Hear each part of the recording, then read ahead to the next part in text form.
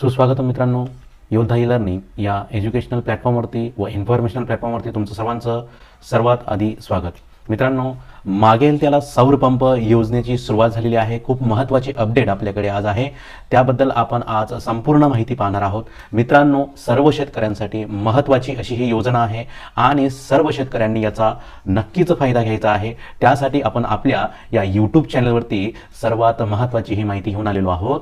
नेमका योजनेचा फायदा कसा घ्यावा याबाबत सुद्धा आपण आज या व्हिडिओमध्ये बघणार आहोत. मित्रांनो, आपलं शेत जर बागायती क्षेत्रात येत असेल आणि आपल्या शेतामध्ये पाण्याचा कोणताही एक स्रोत असेल तर या शेतकऱ्याला या योजनेचा फायदा नक्कीच घेता येणार आहे. मित्रांनो, ऑनलाईन अर्ज कसा करावा यासाठी सुद्धा आपण आजची माहिती घेणार आहोत. तर या सौर पंप योजनेची माहिती जी आहे ती महाराष्ट्र राज्याच्या www.mahadiscom.in/solar या वेबसाईटवर जाऊन नवीन ऑनलाईन अर्ज सुरू झाले आहेत. हा अर्ज नेमका कसा करावा यासाठी आजच्या व्हिडिओमध्ये आपण संपूर्ण माहिती बघणार आहोत आणि नेमका अर्ज कसा करावा हे सुद्धा मी आज तुम्हाला सांगणार आहे. तर माझी तुम्हाला एक विनंती असेल तर तुम्ही नक्कीच हा व्हिडिओ शेवटपर्यंत बघावा आणि नक्कीच व्हिडिओला लाईक करा, शेअर करा आणि आपल्या प्रतिक्रिया द्यायला विसरू नका. जर कुणाला ऑनलाईन अर्ज भरताना काही अडचण येत असेल तर नक्कीच कमेंट करा. मी परिपूर्ण माझ्याकडनं मदत करण्याचा प्रयत्न करणार आहे. मित्रांनो, त्याआधी काही महत्त्वाचे नियम आहेत या योजनेसंदर्भात, ते आपण सर्वात आधी पाहूया. मित्रांनो, काही महत्त्वाचे नियम आहेत. महाराष्ट्रातील सर्व शेतकऱ्यांना याचा अर्ज करता येणार आहे. त्यानंतर सर्वसाधारण आरक्षणातील जे शेतकरी असतील, जसे ओबीसी, एनटी आणि व्हीजेएनटी यातील असतील, तर अशा शेतकऱ्यांना एकूण पंपाच्या रकमेच्या 10% रक्कम अशी भरावी लागणार आहे. म्हणजेच सौर पंपाचा जोही खर्च असेल त्या खर्चातील फक्त 10% रक्कम अशा शेतकऱ्याला भरावी लागणार आहे आणि बाकी 90% रक्कम ही महाराष्ट्र गव्हर्नमेंट भरणार आहे. त्यानंतर जर तुम्ही SC ST या आरक्षणातील येत असाल तर तुम्हाला फक्त यामध्ये 5% रक्कम भरावी लागणार आहे. बाकी 95% रक्कम ही महाराष्ट्र गव्हर्नमेंट भरणार आहे. सौर पंप भेटण्यासाठी काही महत्त्वाची अट आहे, ती अट सुद्धा बघून घेऊया आपण. यामध्ये शेतकऱ्यांना 3 HP म्हणजे हॉर्स पॉवर, 5 हॉर्स पॉवर आणि 7.5 हॉर्स पॉवर या प्रकारात सौर पंप मिळणार आहेत. परंतु यासाठी काही महत्त्वाच्या अटी आहेत. जर तुमचं जर क्षेत्र असेल ते जर 2.5 एकर क्षेत्रामधील जर असेल तर तुम्हाला 3 HP चा जो पंप आहे तो भेटणार आहे. त्यानंतर तुम्ही 2.5 एकरपेक्षा तर 5 एकर या क्षेत्र जमिनीतील असाल तर तुम्हाला 5 HP चा पंप भेटणार आहे. त्यानंतर तुम्ही 5 एकरपेक्षा जास्त क्षेत्रामध्ये असाल तर तुम्हाला 7.5 HP चा पंप तुम्हाला महाराष्ट्र गव्हर्नमेंटकडून भेटणार आहे. मित्रांनो, खूप महत्त्वाची माहिती आहे. तर चला आता आपण नेमकं अर्ज कसा करायचा आहे त्याबाबत माहिती घेऊया. तर मित्रांनो, आपण या ठिकाणी महाडिस्कॉम/सोलर या वेबसाईटला क्लिक करून त्यानंतर दुसरं जे पेज आहे त्या पेजवरती सर्वात महत्त्वाची माहिती असणार आहे. तर या पेजवरती आल्यानंतर सर्वात पहिले जे आहे ते तुम्हाला योजनेची माहिती याबाबत तुम्हाला परिपूर्ण अशी ठळक वैशिष्ट्ये आणि लाभार्थीचे निकष वगैरे दिले असणार आहेत. ते सुद्धा तुम्ही ओपन करून व्यवस्थित वाचू शकतात आणि त्याबद्दल माहिती घेऊ शकतात. तर त्यानंतर परिपत्रके आहेत, शासन निर्णय आहेत, काय झाले आहेत. त्याच्या आधी आपण वेळ न घालवता अर्ज कसा करावा याबाबत आपण सर्वात आधी माहिती घेणार आहोत. तर मित्रांनो, अर्ज कसा करावा या ठिकाणी तुम्हाला क्लिक करायचं आहे. या ठिकाणी क्लिक केल्यानंतर तुम्हाला तुमच्यासमोर असा एक सरफेस जो आहे, तुमचा विंडो जो आहे तो ओपन होणार आहे. तर या ठिकाणी सर्वात महत्त्वाचं, इकडे जर इंग्लिश असेल तिथे देऊन तुम्हाला मराठी करता येणार आहे. तर मित्रांनो, तर सर्वात महत्त्वाचा पहिला जो टॉपिक आहे त्याच्यामध्ये दिलेला आहे, तुम्हाला दिसण्यासाठी आपण थोडं याचा झूम वाढवून घेऊया. मित्रांनो, खूप महत्त्वाची अशी माहिती याच्यामध्ये आहे. पैसे भरून प्रलंबित कृषी पंप जोडणी ग्राहक तपशील. म्हणजे जर तुमच्याकडे जर काही प्रलंबित असं काहीतरी थकबाकी असेल वीज डिपार्टमेंटची, तर तो तुम्हाला या ठिकाणी द्यायचा आहे. या ठिकाणी क्लिक करून तुम्ही तुमची ती संपूर्ण जी माहिती आहे ती माहिती तुम्ही या ठिकाणी भरू शकत आहात. तसं जर नसेल तर डायरेक्ट दुसऱ्या पेजवरती यायचं आहे आणि अर्जदार वैयक्तिक आणि जमिनीचे तपशील या ठिकाणी द्यायचा आहे. सर्वात आधी तुम्हाला द्यायचा आहे तुमचा आधार कार्ड क्रमांक, तो या ठिकाणी टाकायचा आहे. तुम्ही कोणत्या जिल्ह्यातील आहे ते जिल्हा तुम्हाला त्या ठिकाणी निवडायचा आहे. त्यानंतर योजनेचे नाव जे आहे ते मागेल त्याला सौर पंप असं असणार आहे. तालुका तुमचा या ठिकाणी येणार आहे. गावाचे नाव या ठिकाणी येणार आहे. मुख्य सर्वेक्षण क्रमांक, गट क्रमांक या ठिकाणी येणार आहे. उपसर्वेक्षण क्रमांक, उपगट क्रमांक या ठिकाणी येणार आहे. म्हणजे तुमच्या 7 बाऱ्यावरती ज्या ज्या गोष्टी असेल त्या गोष्टी तुम्हाला या ठिकाणी फिलअप करावं लागणार आहे. तुमचा शेतीचा प्रकार कोणता असणार आहे तो त्या ठिकाणी महत्त्वाचा आहे, तो टाकायचा आहे. म्हणजे जर तुमची बागायती असेल तर बागायती टाकायची आहे, जिरायती असेल तर जिरायती, कोरडवाहू असेल तर कोरडवाहू, असं बागायतीचा प्रकार त्या ठिकाणी जमिनीचा प्रकार टाकायचा आहे. जमीन मालकाचे नाव टाकायचे आहे. बऱ्याच वेळेस काय होतं, आपण एखादी शेती जी आहे ती उक्त्याने किंवा निंबटईने करतो, तर त्यावेळेस सुद्धा आपण आपल्या या ठिकाणी अर्ज आपण स्वतः करणार असणार आहोत आणि ज्याची आपण जमीन करतो आहे त्याचं सुद्धा नाव या ठिकाणी तुम्ही टाकू शकतात.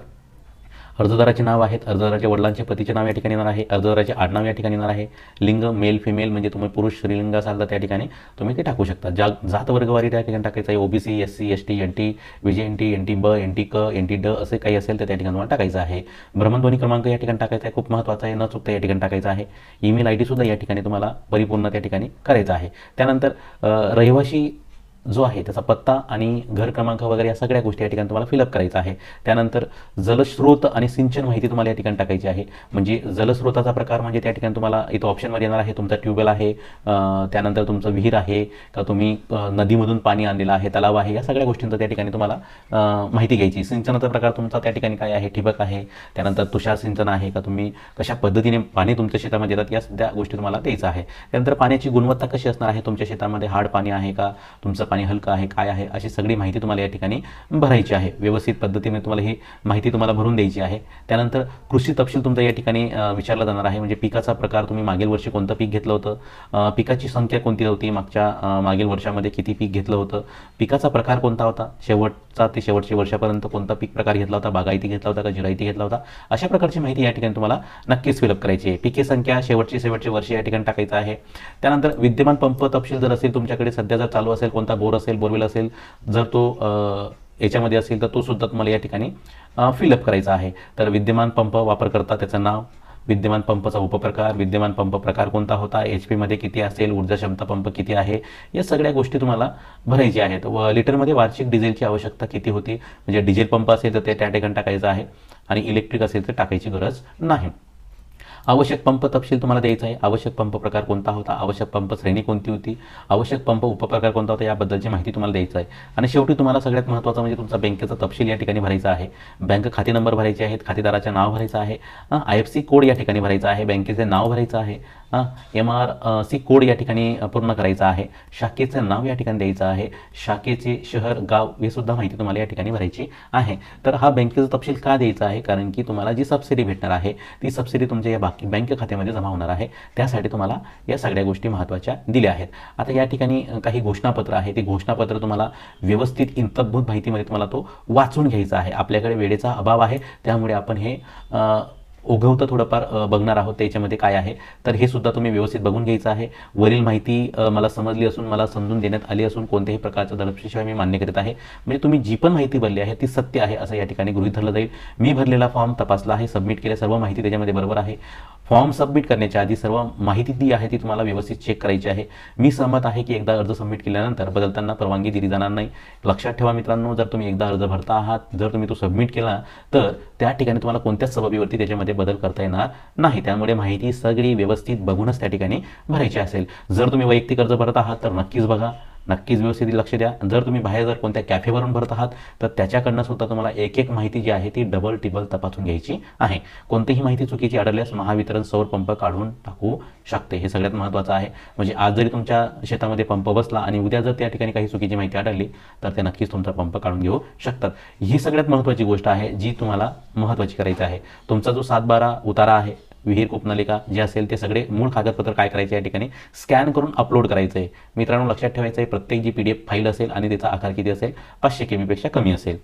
आधार प्रत ती सुद्धा अपलोड करायची आहे. रद्द केलेला धनादेश प्रत जो आहे, बँक पासबुक प्रत, तो त्या ठिकाणी अपलोड करायचा. दोघींपैकी कोणता तरी एक, म्हणजे धनादेश जो रद्द केलेला असेल, खराब असेल, त्याचा एक फोटो, नाही तर मग बँक पासबुकचं प्रत तुम्हाला जी आहे ती त्या ठिकाणी अपलोड करायची आहे. पासपोर्ट आकाराचं छायाचित्र जे आहे ते तुम्हाला अपलोड करायचं आहे. इतर कागदपत्र लागू असल्या तर असेल, म्हणजे पाणी प्रभावित क्षेत्र असले, संबंधित खालचा ना हरकत दाखला तुम्हाला द्यायचा आहे की जर तुमच्या शेतामध्ये जास्तच पाणी प्रभावित क्षेत्र असेल, शेतजमीन, विहीर, पाण्याचा पंप सामायिक असल्यास, भागीदारीमध्ये असेल तर तरी ना हरकत प्रमाणपत्र असणार आहे. आणि अनुसूचित जाती जमातीचे प्रमाणपत्र तुम्हाला या ठिकाणी अपलोड करायचं आहे. या सगळ्या गोष्टींची अपलोड झाल्यानंतर इथं 100% अशी माहिती येते की 100% अपलोड झाली आहे. त्यानंतर तुम्हाला या ठिकाणी अर्ज सादर करायचा आहे. अर्ज सादर केल्यानंतर तुम्हाला त्या ठिकाणी पुढची जी विंडो येईल त्यामध्ये तुम्हाला सगळ्या गोष्टी तुम्हाला व्यवस्थित फिलअप करायचं आहे. नक्कीच आजचा व्हिडिओ आवडला असेल तर मित्रांनो आपल्या व्हिडिओला लाईक करा, जास्तीत जास्त शेअर करा आणि सबस्क्राईब केलं नसेल तर नक्कीच सबस्क्राईब करून घ्या, कारण आपल्या चॅनलवरती आपण असंच नवीन योजनेची माहिती आणत असतो. त्यानंतर कमेंट्स करायला विसरू नका. अर्ज करताना काही अडचणी असतील तर नक्कीच त्या सुचवा. धन्यवाद. तर नक्कीच मित्रांनो